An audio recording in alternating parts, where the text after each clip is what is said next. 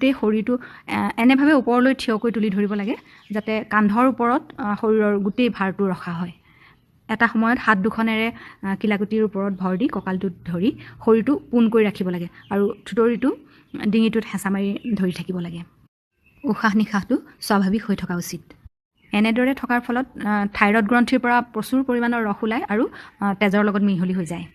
থাইৰয়ডৰ সমস্যা নাথাকে।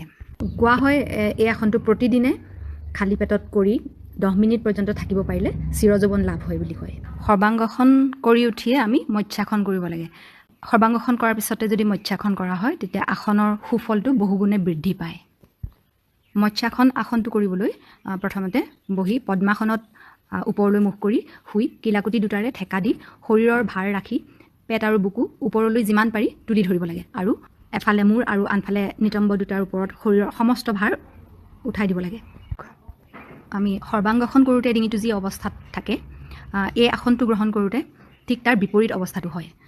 গতিকে তাৰ ফলত স্নায়ু, মাংসপেশী, থাইৰয়ড গ্ৰন্থি আৰু পাৰাথাইৰয়ড গ্ৰন্থিকেইটা বিশেষ ৰূপে পুষ্ট হয়। মৎস্যাসন কৰিলে বুকুৰ গঠনো সুন্দৰ হয় আৰু শ্বাসনলীৰ সমস্যাও দূৰ হয়। যিহেতু এইটো এটা বিজ্ঞানসন্মত ব্যায়াম, যিদৰে আমাৰ শৰীৰ মনৰ বাবে খোৱা খাদ্যৰ দৰকাৰ আছে সেইদৰে আসন প্ৰাণায়ামৰো প্ৰয়োজন আছে। সমাজত এতিয়া যোগাসনৰ সজাগতা অহাটো সঁচাকৈ বহুত সুখৰ খবৰ।